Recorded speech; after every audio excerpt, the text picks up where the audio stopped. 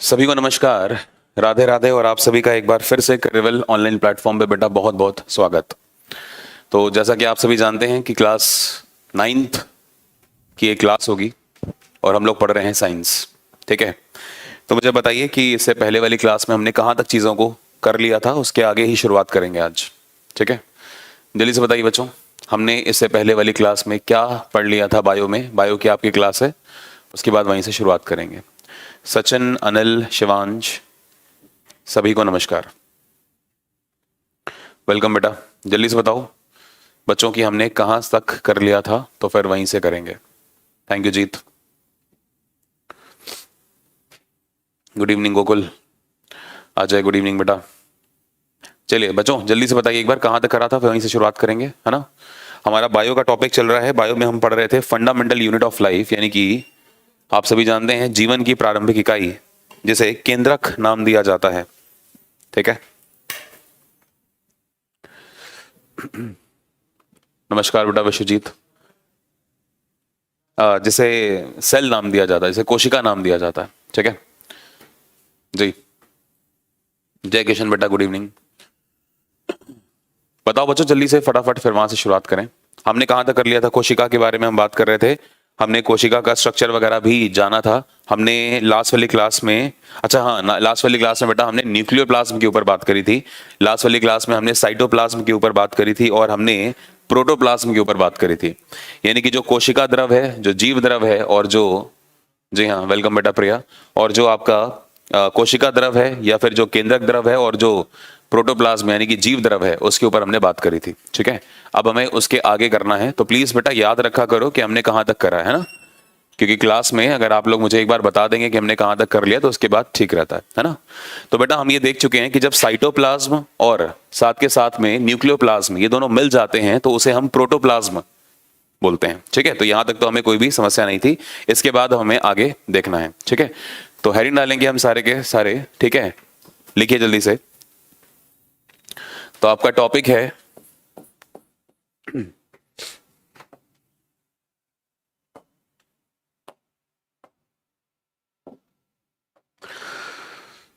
ठीक है, fundamental unit of life, जीवन की मौलिक इकाई जो कि है कोशिका। तो उसमें हम लोग बात कर रहे हैं कोशिका के प्रकार की।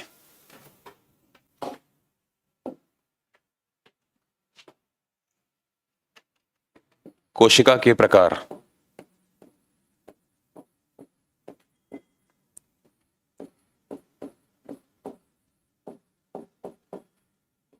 कोशिका के प्रकार। ठीक है, तो बच्चों ध्यान देंगे कि जो कोशिकाएं हैं वो दो प्रकार की पाई जाती हैं।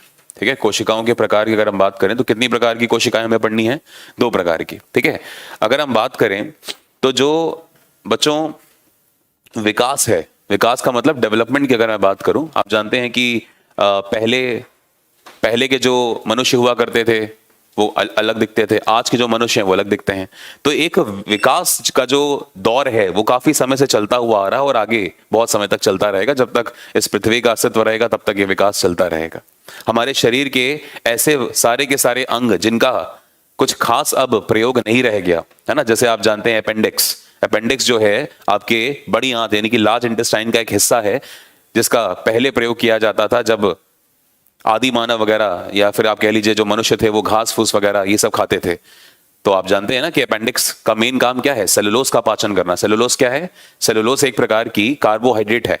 कार्बोहाइड्रेट भी तीन तरह की होती है, आपको पता है ये चीज, है ना। पॉलीसेकेराइड होती है, डाइसेकेराइड होती है, मोनोसेकेराइड होती है। मोनो सबसे सिंपलेस्ट है, पॉली सबसे कॉम्प्लेक्स है। तो जो सेलुलोज है वो आपका कॉम्प्लेक्स है। तो सेलुलोज का पाचन करता था आपका अपेंडिक्स, जो कि लार्ज इंटेस्टाइन का आपका हिस्सा होता है। तो आज हमारे शरीर में लार्ज इंटेस्टाइन का कुछ खास महत्व नहीं रह गया, आप ये चीज जानते हैं।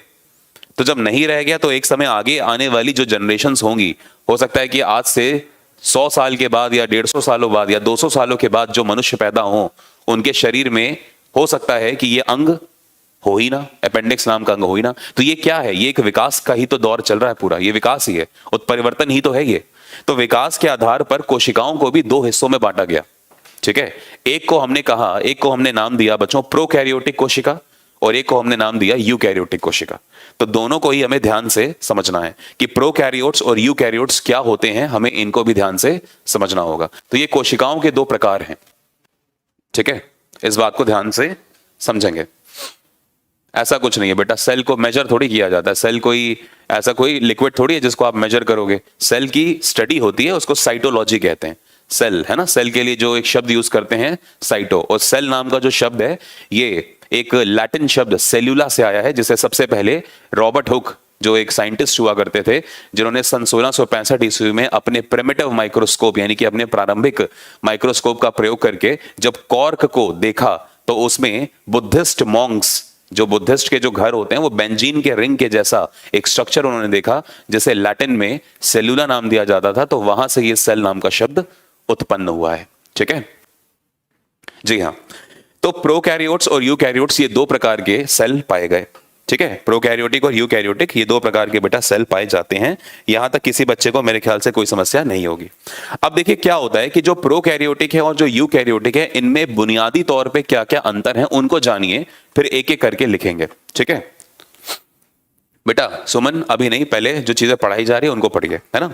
यहां पर मैं आपको भोजन के अवयव के बारे में नहीं पढ़ा रहा, मैं आपको ये नहीं पढ़ा रहा कि कार्बोहाइड्रेट्स क्या होते हैं, प्रोटीन क्या होते हैं, लिपिड्स क्या होती हैं, ग्लिसरॉल, ये सब फैट वगैरह क्या होते हैं, विटामिन क्या है, मिनरल्स क्या है, मैं ये आपको थोड़ी पढ़ा रहा हूं, है ना। मैं तो यहां पर आपको इस समय सेल पढ़ा रहा हूं, तो सेल को पढ़िए पहले।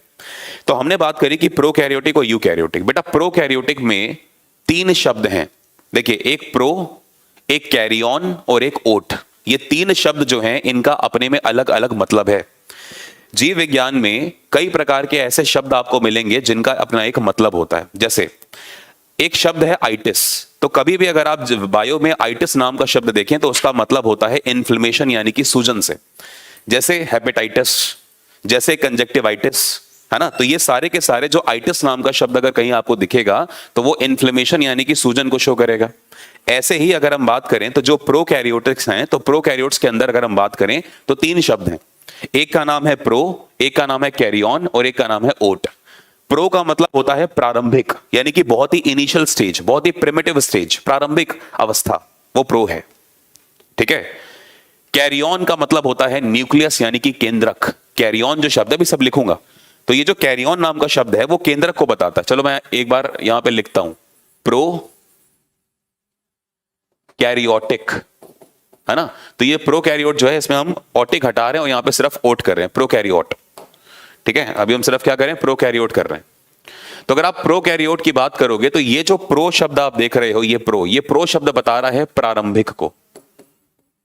किसको बता रहा है, प्रारंभिक को। हिंदी में भी इसे प्रोकैरियोटिक ऐसे ही लिखते हैं, है ना, प्रो कैरियोटिक ऐसे ही लिखा जाएगा बच्चा, हिंदी में भी और अंग्रेजी में भी, या प्रोकैरियोट कह लो।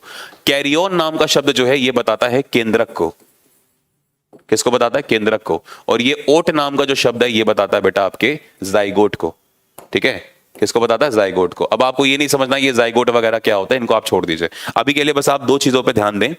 ठीक है, अभी के लिए आप सिर्फ 2 चीजों पे ध्यान दें, एक है प्रो और एक है कैरियोट, बस आप इतना ध्यान दें। ओट अभी आप छोड़ दें कि जाइगोट होता है, इसका क्या मतलब होता है उसको छोड़ दो। ठीक है, वो भी आपको नहीं पढ़ना, जब रिप्रोडक्शन पढ़ोगे, रिप्रोडक्टरी सिस्टम पढ़ोगे, वहां पे बताऊंगा कि जाइगोट क्या होता है। ठीक है, अभी नहीं। तो अभी के लिए हमें क्या चीज समझनी है, अभी के लिए मैं इसको हटा ही देता हूं। अभी के लिए हमें ये समझना है कि जो प्रोकैरियोट आप देख रहे हो उसमें 2 चीजें आई, एक आई बेटा आपकी प्रारंभिक और एक आई बेटा आपकी केंद्रक। तो ऐसी सभी की सभी, ठीक है, प्रोकैरियोट ऐसे सभी के सभी केंद्रक, मतलब ऐसे सभी के सभी सेल्स जिनका केंद्रक बेटा प्रारंभिक लेवल का है।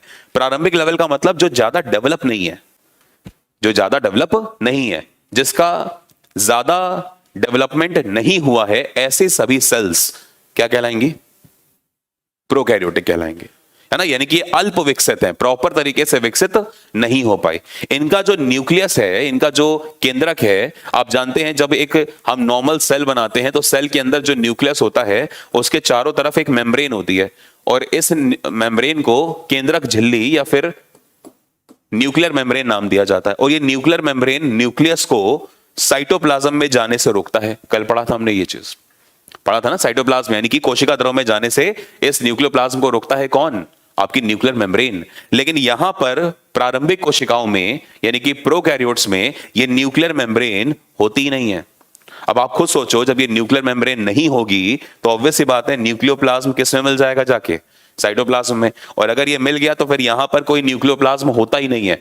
प्रोकैरियोट्स के अंदर किसी भी प्रकार का केंद्रक द्रव बेटा नहीं पाया जाता। इस बात को ध्यान रखें। अनिल बेटा आपको ब्लॉक कर दिया जाएगा अगर आप बार बार ये चीज पूछेंगे, सेल को किस में मेजर किया जाता है? अरे यार सेल को मेजर ही नहीं किया जाता, कैसे आप सेल को मेजर कर लोगे? सेल कोई पानी थोड़ी है, कोई आम थोड़ी है कि आपने 2-4 किलो सेल ले ली। बेटा सेल की स्टडी होती है, सेल बायो में मेजरमेंट नहीं, बायो में स्टडी होती है। ठीक है, तो उसको हम लॉजी के नाम से जानते हैं, स्टडी रूट वर्ड है लॉजी। तो सेल की स्टडी को साइटोलॉजी कहते हैं। बार बार एक कमेंट ना करें कृपया करके, और जो पढ़ाई जा रही है चीजें वो पढ़िए। ऐसे बच्चों का कुछ नहीं होता जो फालतू के कमेंट करते हैं, जो टीचर पढ़ा रहा है उसको छोड़ देते हैं। तो ध्यान से देखो, बहुत ही इंपॉर्टेंट कंसेप्ट है बच्चा, समझो ध्यान से। तो जो आपके प्रोकैरियोट्स हैं, तो प्रोकैरियोट्स का जो न्यूक्लियस है, ठीक है, वो डेवलप नहीं होता प्रॉपर, और उनके चारों तरफ जो ये झिल्ली होती है वो प्रेजेंट नहीं होती है। ठीक है, लेकिन वहीं पे जब आप बात करते हो बच्चों यूकैरियोट्स की, यूकैरियोट्स की, तो जो यूकैरियोट्स आप देख रहे हो, यूकैरियोट्स का मतलब यहां पर भी दो शब्द यू।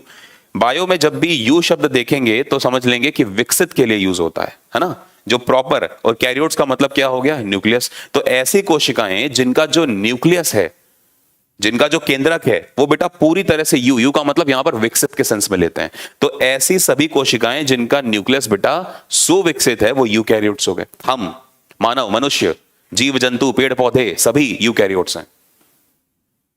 लेकिन वहीं पर अगर हम बात करें, जैसे बैक्टीरिया हुआ, जैसे साइनोबैक्टीरिया जिसको आप ब्लू ग्रीन एल्गे के नाम से जानते हैं, जैसे कुछ प्रोटोजोआ हो गए, कुछ आर्के हो गए, ये सारे के सारे आपके प्रोकैरियोट्स होते हैं, यानी कि प्रोकैरियोटिक कोशिकाओं का क्या है? उदाहरण है। तो बैक्टीरिया, साइनोबैक्टीरिया जिसको आप ब्लू ग्रीन एल्गे, नील हरित शैवाल के नाम से जानते हैं, आर्की एक प्रकार का जीव है। तो ये सारे के सारे क्या हैं? ये सारे के सारे आपके प्रोकैरियोट्स हैं। लेकिन वहीं पे मनुष्य, पेड़ पौधे, जीव जंतु, अन्य सभी, इन सभी को छोड़ के बाकी सभी जितनी भी चीजें आपको दिखाई देती हैं बच्चों, वो क्या हैं? वो यूकैरियोट्स हैं, यानी कि इन सभी की कोशिकाओं में सुविकसित केंद्रक पाया जाता है। बात समझ में आई? अभी लिखवाऊंगा ये सारे के सारे पॉइंट, डोंट वरी। ठीक है, ये पॉइंट आपको क्लियर हो गया होगा। इसके बाद अगर हम बात करें तो डीएनए, भाई केंद्रक यहां पर भी है, केंद्रक तो यहां पर भी है। केंद्रक तो दोनों ही कोशिकाओं में पाया जाता है, क्योंकि अगर केंद्रक ही नहीं होगा तो फिर कोशिका जिंदा कैसे रहेगी? आप खुद सोचिए। तो केंद्रक का होना तो दोनों जगह है। अगर केंद्रक नहीं होता तो बैक्टीरिया जिंदा कैसे है? नील हरित शैवाल जिंदा कैसे हैं? ऑब्वियस सी बात है, केंद्रक है उनमें। लेकिन समस्या क्या आती है? समस्या ये आती है कि केंद्रक डेवलप नहीं है प्रॉपर तरीके से, विकसित नहीं है केंद्रक।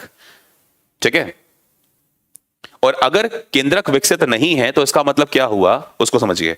देखो बेटा, क्या होता है कि जो आपका न्यूक्लियस होता है, मान के चलो ये न्यूक्लियस है, तो न्यूक्लियस के अंदर बेटा डीएनए प्रेजेंट होते हैं। हमारा जो न्यूक्लियस है उसमें द्विकुंडलित, ठीक है, हमारा जो न्यूक्लियस है उसमें द्विकुंडलित बेटा डीएनए पाया जाता है। लेकिन वहीं पे जब आप किसकी बात करोगे? जब आप बात करोगे बेटा प्रोकैरियोट्स की, तो प्रोकैरियोटिक का जो न्यूक्लियस है उसके अंदर बेटा गोल डीएनए पाया जाता है, गोलाकार डीएनए। हमारा जो डीएनए है वो द्विकुंडलित होता है। ठीक है, इस बात को ध्यान दें। हमारे यहां पे, हमारे शरीर में, यूकैरियोट्स में द्विकुंडलित होता है। ठीक है, अनिल को ब्लॉक करो, फालतू के कमेंट्स कर रहा है। ठीक है, ये जो यूकैरियोट्स हैं बेटा, इसमें क्या होता है? इसमें हमारा जो केंद्र, हमारा जो डीएनए है वो द्विकुंडलित होता है। ठीक है, और यहां पे अगर हम बात करेंगे तो बेटा प्रोकैरियोट्स में जो आपका डीएनए है बेटा वो गोलाकार होता है। ठीक है, इस बात को ध्यान दें। यूकैरियोट्स पे डीएनए के ऊपर, ठीक है, कुछ विशेष प्रोटीन पाए जाते हैं। आपको पता होना चाहिए डीएनए जो है इसके ऊपर कई सारे कुछ विशेष प्रोटीन पाए जाते हैं, क्रोमोसोम्स वगैरह सब ये मिलेंगे आपको। तो ये जो प्रोटीन है इसका एक विशेष नाम है, इसे हिस्टोन प्रोटीन नाम दिया जाता है। ठीक है, लेकिन वहीं पे अगर हम बात करेंगे कि प्रोकैरियोट्स का जो डीएनए है उसमें कौन से प्रोटीन है, तो नॉर्मल सामान्य प्रोटीन यहां पर पाए जाते हैं, या किसी भी प्रकार का कोई विशेष प्रोटीन नहीं पाया जाता। क्या आप लोगों को यहां तक इतनी बातें समझ में आती हैं? तो प्लीज बताइए, किसी बच्चे को कोई समस्या यहां तक?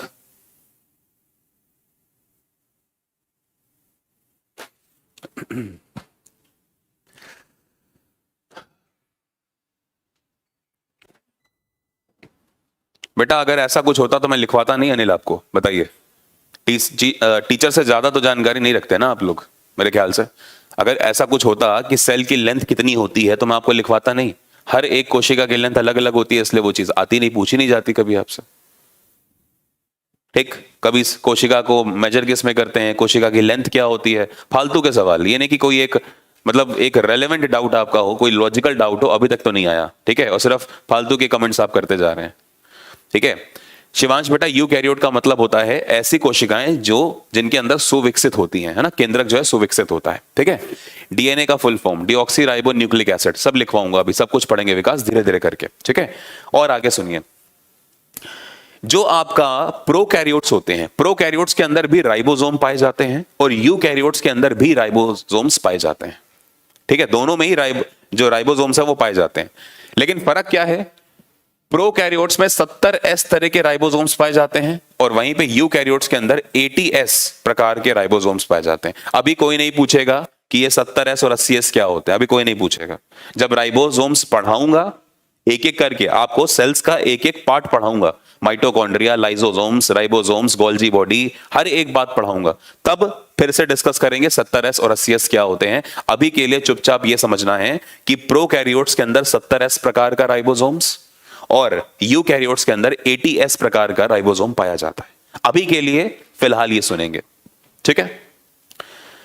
अगर हम बात करें यूकैरियोट्स की, तो यूकैरियोट्स के अंदर जो कोशिकांग होते हैं वो बहुत ही सुविकसित कोशिकांग पाए जाते हैं। जैसे माइटोकॉन्ड्रिया अगर होगा यहां पे तो बहुत ही विकसित होगा, lysosomes, ribosomes, Golgi body, endoplasmic reticulum, ठीक है, ये जितने भी कोशिका के अंग है अगर वो यहां पर होंगे तो पूरी तरह से विकसित होंगे।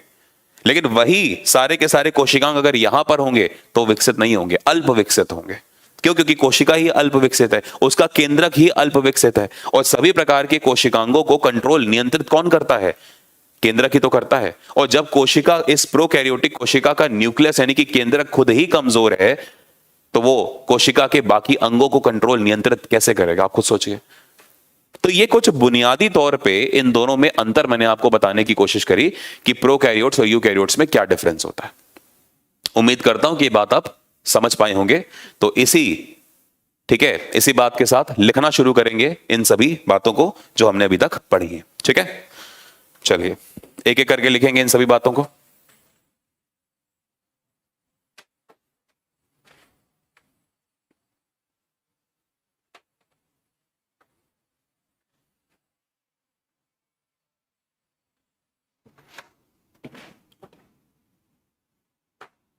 ठीक है, प्रोटीन का संश्लेषण बेटा, ठीक है, प्रोटीन को बनाने का काम होता है राइबोसोम्स का। शंकर, सब कुछ कराऊंगा, सब्र करो, टीचर से आगे मत चलो, बस यही कहूंगा आप लोगों को। कोशिका के प्रकार तो लिखेंगे यहां पे कि विकास, डेवलपमेंट,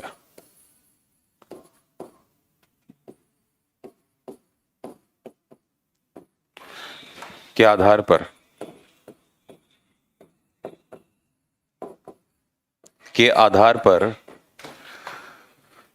दो प्रकार की कोशिकाएं पाई जाती हैं।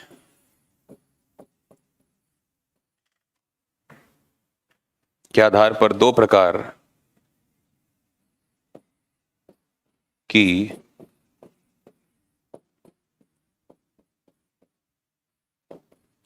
की कोशिकाएं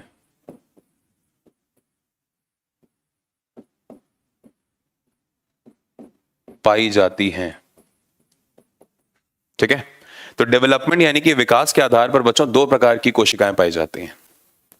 सर इंग्लिश में लिखवाइए प्लीज। अजय बेटा बैच हिंदी मीडियम का है, इसलिए मैं इंग्लिश में नहीं लिखवा सकता, मेरी मजबूरी है बच्चा, ठीक है। इंग्लिश में मैंने आपको समझाने की कोशिश कर दी है, ठीक है, लिखवाऊंगा मैं हिंदी में ही, है ना। तो हम यहां पे लिख सकते हैं कि on the basis of development there are two types of cells. Development के आधार पर दो प्रकार की कोशिकाएं पाई जाती हैं। नंबर एक, हिंदी में ही लिखेंगे बेटा क्योंकि बैच हिंदी मीडियम ना, अजय इस बात को समझो। सबसे पहला प्रोकैरियोटिक,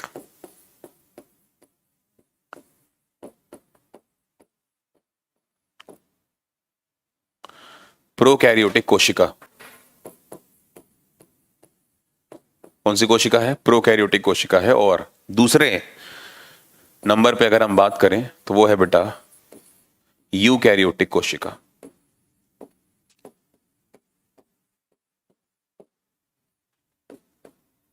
यूकैरियोटिक कोशिका। तो दो प्रकार की कोशिकाएं पाई जाती हैं, ठीक है, डेवलपमेंट यानी कि विकास के आधार पर।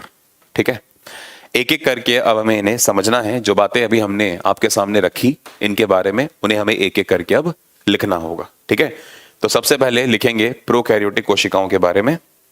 ठीक है, और इसको बेहतर होगा कि हम लोग पढ़ें एक चार्ट की फॉर्म में।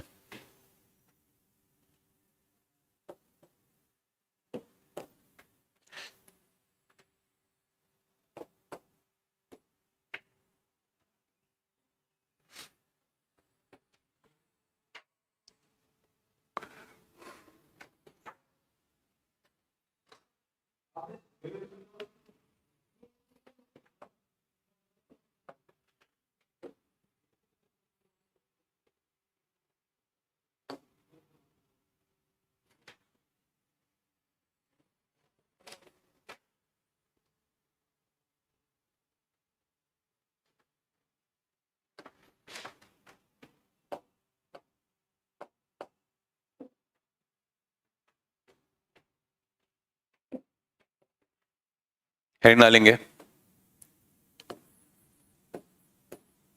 प्रो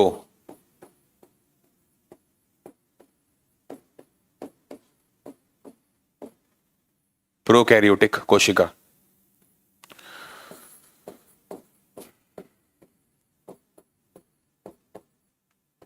प्रोकैरियोटिक कोशिका और यूकैरियोटिक कोशिका।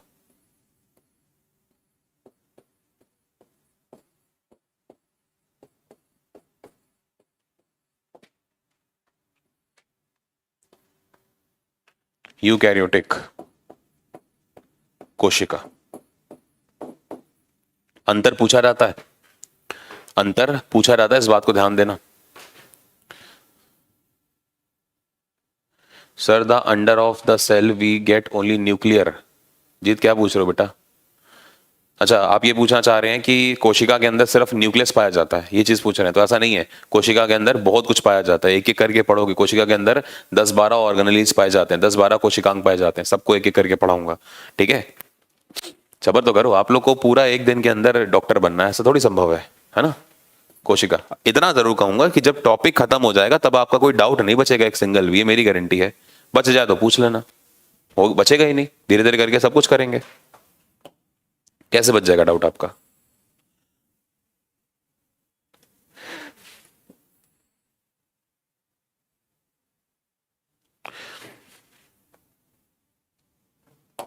पॉइंट नंबर पहला देखिए।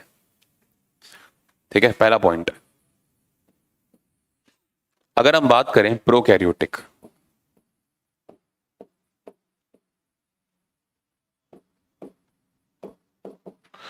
और यहां पर बात करें यूकैरियोटिक,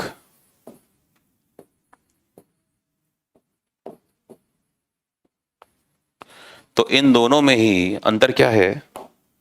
इन दोनों में ही अंतर इस बात का है कि जो प्रो है, प्रो का मतलब होता है, प्रो का मतलब होता है बेटा प्रारंभिक, और कैरियोट, कैरियोट का मतलब क्या होता है? कैरियोट, कैरियोट का मतलब क्या होता है? कैरियोट का मतलब होता है केंद्रक। ग्रीन पेन आप लोगों को दिख रहा है ना? ग्रीन पेन आप लोगों को दिख रहा है? नहीं दिख रहा? चलिए कोई नहीं, मैं यूज कर लेता हूं ये वाला। कैरियोटिक का मतलब होता है बेटा केंद्रक। तो ऐसी कोशिकाएं जिनमें प्रारंभिक केंद्रक पाया जाएगा, मतलब जिनका केंद्रक प्रॉपर तरीके से विकसित नहीं हुआ, उसे हम क्या बोलेंगे? उसे हम बोलेंगे प्रोकैरियोटिक। प्रिया बेटा, आप ध्यान से इन चीजों को समझिए। सारी की सारी बातें जो मैंने पढ़ाई हैं वो सब इसमें लिखता हुआ चलूंगा, और फिर रिवीजन भी करेंगे लास्ट में, सब कुछ क्लियर हो जाएगा। ठीक है, अगर आप लेट भी आए हो तो कोई दिक्कत नहीं है।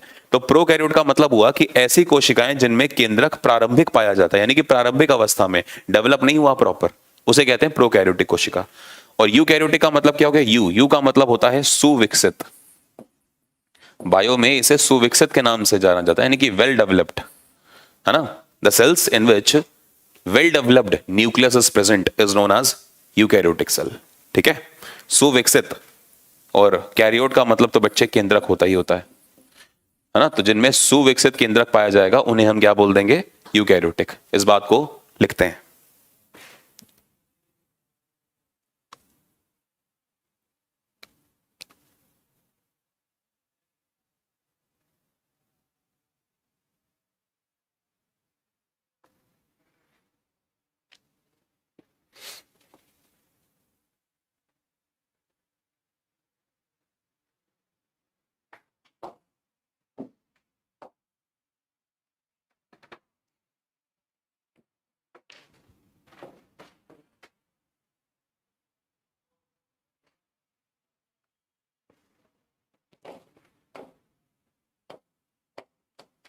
लिखिए इस बात को।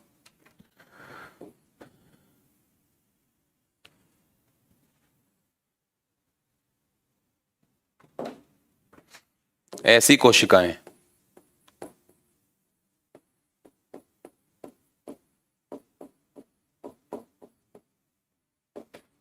ऐसी कोशिकाएं जिनमें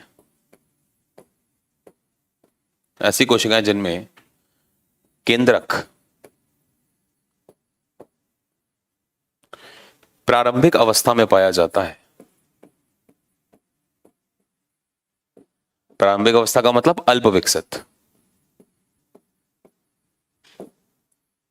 प्रारंभिक अवस्था या अल्प विकसित अवस्था में पाया जाता है।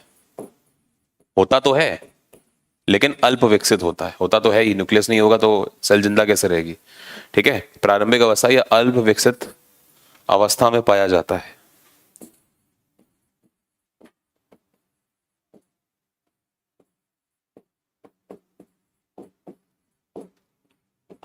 अल्प विकसित अवस्था में पाया जाता है। ठीक है, तो ऐसी कोशिकाएं जिनमें केंद्रक प्रारंभिक अवस्था या फिर अल्प विकसित अवस्था में पाया जाता है बेटा प्रोकैरियोट्स कहलाते हैं। ठीक है, बात समझ में आ रही है? जी हाँ सचिन, बिल्कुल। अनिल कह रहे हैं ओमनिस सेलुला ई सेलुला फिर से बताइए सर, हम कल लाइव क्लास नहीं कर रहे थे।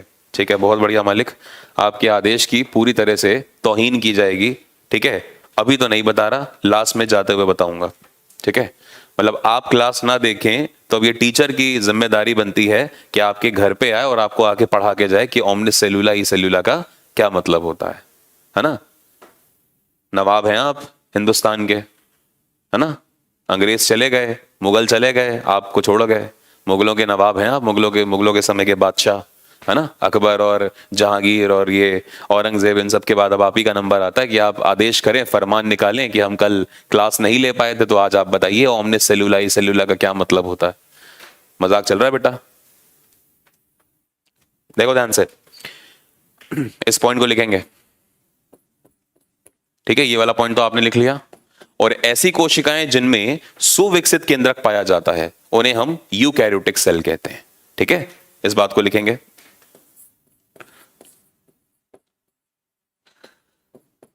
ऐसी कोशिकाएं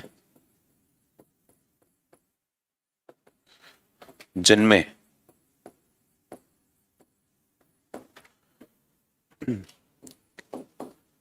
केंद्रक सुविकसित अवस्था में पाया जाता है, जिनमें केंद्रक सुविकसित अवस्था में पाया जाता है,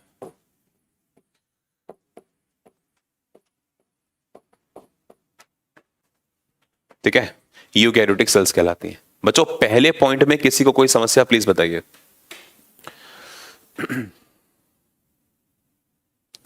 सर सेल का परिभाषा लिखवा रहे हैं? नहीं भाई, सेल के टाइप्स पढ़ा रहे हैं, और जो सेल के टाइप्स हैं उसमें सेल कौन कौन सी हैं उसके बारे में आपको बता रहे हैं। सेल की परिभाषा नहीं है। क्लास 9th में ये पूछा जाता है कि प्रोकैरियोटिक और यूकैरियोटिक कोशिकाओं में अंतर लिखिए, 3 नंबर का क्वेश्चन आता है, वो लिखवा रहा हूं आपको आगे चल के जो आपको करना है। ठीक है, तो यहां से इतनी चीजें तो आप समझ गए होंगे कि भाई क्या क्या बातें होती। तो प्रोकैरियोटिक और यूकैरियोटिक में इतनी बात आपको समझ में आ गई। अब बात करते हैं कुछ और चीजों की। देखो, प्रोकैरियोटिक कोशिका में केंद्रक आखिरकार डेवलप क्यों नहीं हो पाया, है ना, उसका एक रीजन है। प्रोकैरियोटिक कोशिका में केंद्रक डेवलप क्यों नहीं हो पाया, उसका एक रीजन है। उस रीजन के ऊपर बात करते हैं, ध्यान से देखो। मान के चलो कि ये एक सेल है और ये एक सेल है। इन दोनों ही सेल के अंदर अगर मैं बात करूं, इन दोनों ही सेल के अंदर देखो, ये रहा न्यूक्लियस, ये इसका न्यूक्लियस है, ये इसका न्यूक्लियस है। ठीक है, अब हुआ क्या, हुआ बेटा ये कि इस न्यूक्लियस के चारों तरफ एक न्यूक्लियर मेम्ब्रेन थी। ठीक है, ये देख रहे हो, इस न्यूक्लियस के चारों तरफ ये एक न्यूक्लियर मेम्ब्रेन थी, हालांकि और पास होती है। अब ये जो न्यूक्लियस है, और यहां पे क्या है, यहां पे सब कुछ साइटोप्लाज्म भरा हुआ है।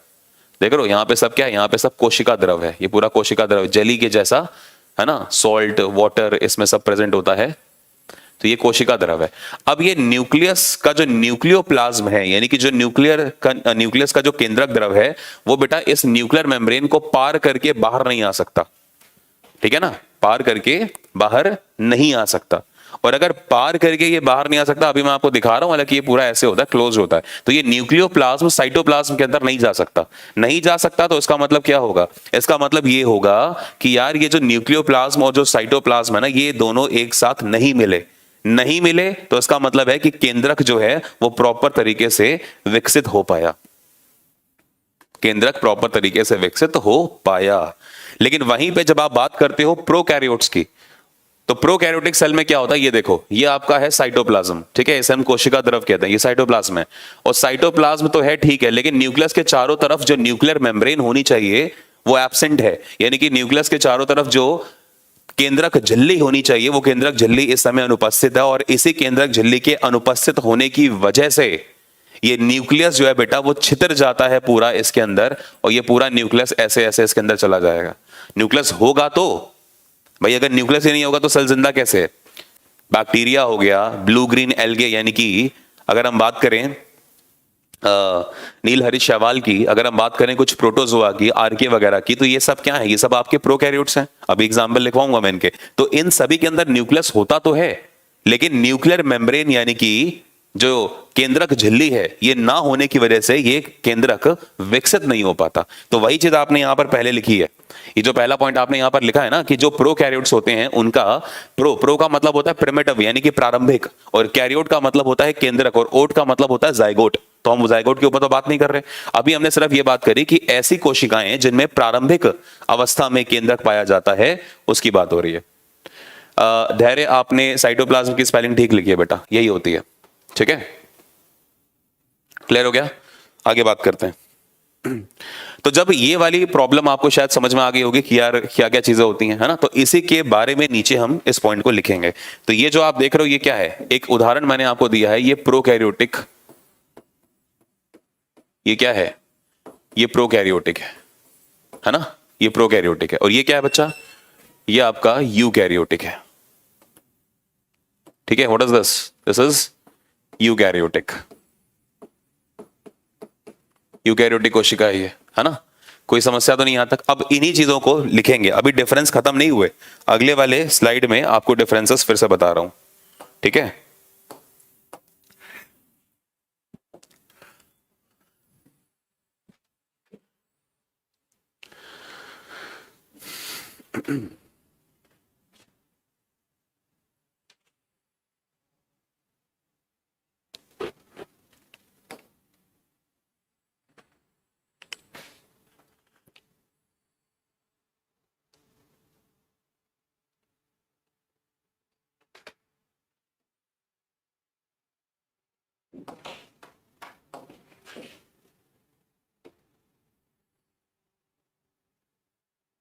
ठीक है, बहुत ध्यान से समझना बेटा, चीजों को जरूरी है आपको समझना।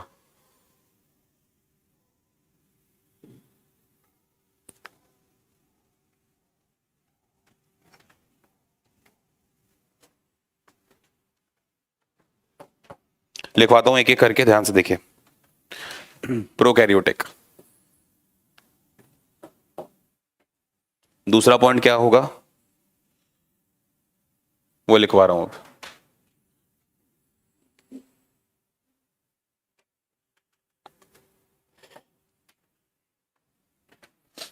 यहां लिख लीजिए प्रोकैरियोटिक।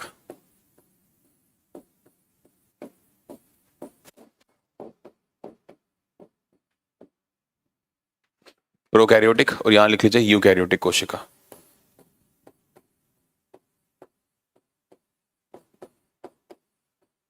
समझ समझ के लिखेंगे, चीजें याद हो जाएंगी, आसानी से याद होंगी और लॉन्ग लास्टिंग होंगी, ज्यादा समय के लिए याद होंगी, ठीक है। और नहीं याद करेंगे, नहीं समझेंगे, तो फिर पढ़ाई किसी से जबरदस्ती नहीं करवाई गई आज तक, आप भी नहीं कर पाएंगे, ठीक है बेटा। यूनिसेल्युलर और मल्टी सेल्युलर बाद में आएंगे, ठीक है, जब हम बात करेंगे ना कि जो जीव होते हैं। देखो अभी जो हम पढ़ रहे हैं, शायद आप लोग ध्यान से देखते नहीं है, वही चीज है ना, आप लोग को जल्दी है मेरे से भी आगे बढ़ने की। मैंने यहाँ पे क्या लिखा है, विकास यानी कि डेवलपमेंट या फिर कह लीजिए उत्परिवर्तन या फिर इवोल्यूशन के आधार पर कोशिकाओं का विभाजन है ये। ठीक है, प्रारंभिक तौर पे जो कोशिकाएं पाई जाती थी वो प्रोकैरियोट होती थी, आज के समय पे यूकैरियोट्स ज्यादा हैं। ठीक है, और जो आप बोल रहे हो ये जीवों के आधार पर है ना। तो कुछ जीव होते हैं जो एक कोशिकीय होते हैं, जैसे अमीबा है, पैरामीशियम है ना। ये सब क्या है, ये सब आपके एक कोशिकीय जीव है। ये जीवों के आधार पर कोशिका का विभाजन है शंकर। और जो मल्टी सेल्यूलर जैसे हम सब, है ना, जितने भी यूकैरियोट्स होती हैं सब मल्टी सेल्यूलर हैं। ठीक है, जितने भी यूकैरियोट्स हैं वो सारे के सारे मल्टी सेल्यूलर हैं, इस बात को आप ध्यान दो। तो वो बाद में कराऊंगा कि यूनिसेल्यूलर और मल्टी सेल्यूलर क्या होते हैं। ठीक है, क्लियर हो गया। आगे नेक्स्ट, तो प्रोकैरियोट्स के ऊपर बात करते हैं। देखिए जो दूसरा पॉइंट है वो क्या है, उसको देखिए कि प्रोकैरियोटिक कोशिका में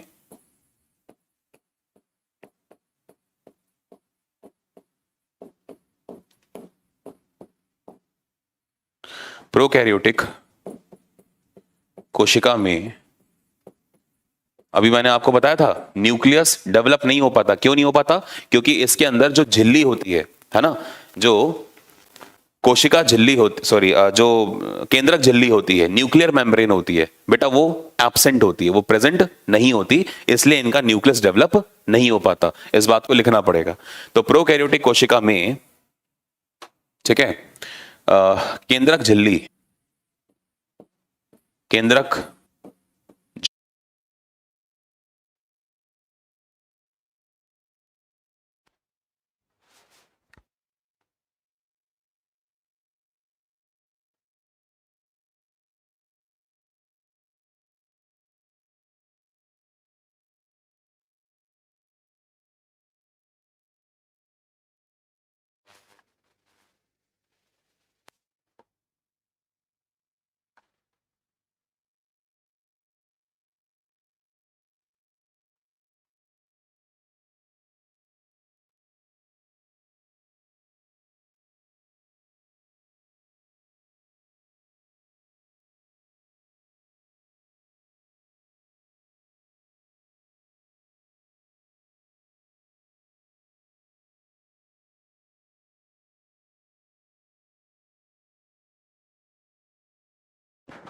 ठीक है बच्चों, ठीक है। तो ये वाली आपको बात समझ में आ गई। तो इसमें जो प्रोटीन पाए जाते हैं वो हिस्टोन प्रोटीन होते हैं, कुछ विशेष प्रकार के प्रोटीन है ना। लेकिन वहीं पर अगर हम बात करें कि जो प्रोकैरियोट्स हैं उसमें नॉर्मल सामान्य प्रोटीन पाए जाते हैं। ठीक है, ये सब बातें आपको समझनी है।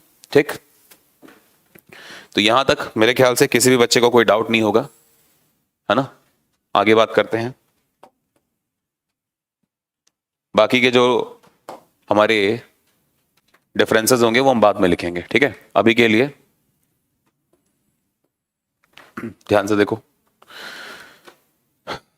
प्रोकैरियोटिक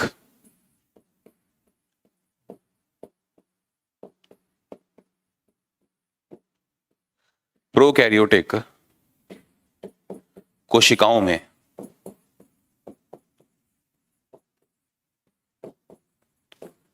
प्रोकैरियोटिक कोशिकाओं में अंडाकार डीएनए पाया जाता है, स्फेरिकल अंडाकार डीएनए पाया जाता है।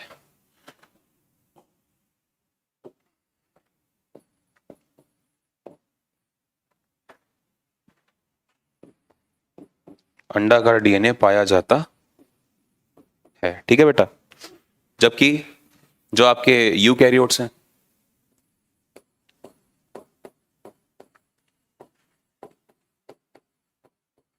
यूकैरियोटिक कोशिकाओं में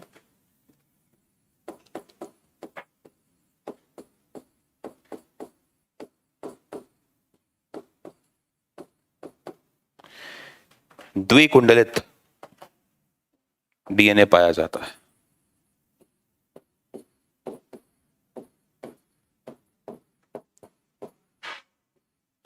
द्विकुंडलित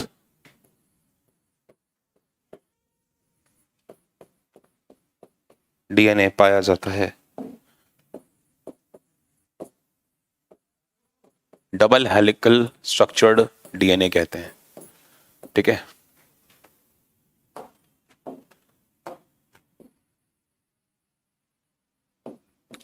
डबल हेलिकल स्ट्रक्चर्ड डीएनए।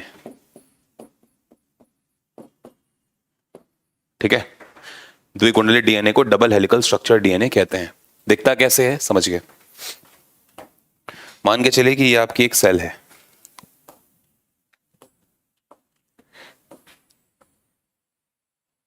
ठीक है, मान के चलो ये एक सेल है, तो इस सेल के अंदर होगा भाई न्यूक्लियस। ठीक है, इस सेल के अंदर क्या होगा, न्यूक्लियस होगा। तो मान के चलो ये जो मैं बना रहा हूं, ये ब्लैक सेगमेंट वाला ये न्यूक्लियस है, ये इस कोशिका का न्यूक्लियस है, और इसके चारों तरफ एक मेम्ब्रेन प्रेजेंट है जिसे न्यूक्लियर मेम्ब्रेन के नाम से जाना जाता है। ये ब्लू वाली जो देख रहे हो, ये ब्लू वाली एक मेम्ब्रेन है जिसे न्यूक्लियर मेम्ब्रेन कहते हैं, कोशिका झिल्ली कहते हैं। ठीक है, और इसके अंदर जो डीएनए पाया जाएगा न्यूक्लियस के अंदर, वो ऐसा पाया जाएगा, कुछ ऐसा डीएनए।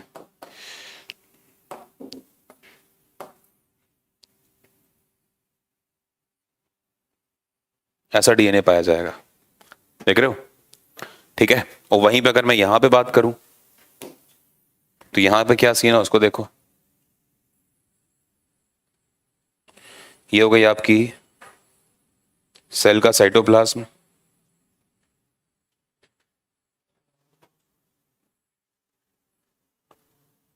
और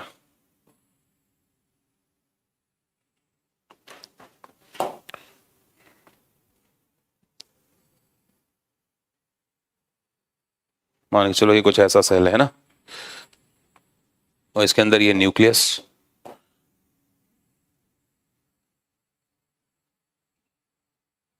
ये न्यूक्लियस जो कि छितरा हुआ होगा इसके ऊपर। ठीक है, ये छितरा हुआ न्यूक्लियस होगा इस तरह का। ठीक है, छितरा हुआ देख रहे हो, मतलब डेवलप्ड नहीं है प्रॉपर, ऐसा डीएनए आपको दिखेगा। और इसके पास जो डीएनए होगा वो होगा सर्कुलर डीएनए, इस तरह का। ठीक है, तो ये दोनों ही कोशिकाओं में इतने डिफरेंसेस अभी आपने देखे, तो ये 3 डिफरेंसेस पे अभी मैं आपको छोड़ूंगा। ठीक है, क्लास का टाइम ऑलमोस्ट हो चुका है हमारा। अगली वाली क्लास में इसके बाद बात करेंगे कि और क्या क्या डिफरेंसेस इसमें होते हैं। हालांकि मैंने आपको समझा दिए हैं, लिखवाएं अभी नहीं है, अगली क्लास में हम इसके ऊपर और चर्चा करेंगे। ठीक है, तो उम्मीद करता हूं आपको चीजें समझ में आई होंगी। Thank you very much. ठीक है, ख्याल रखिए अपना जरूर। Good luck, keep studying, good bye, thank you very much.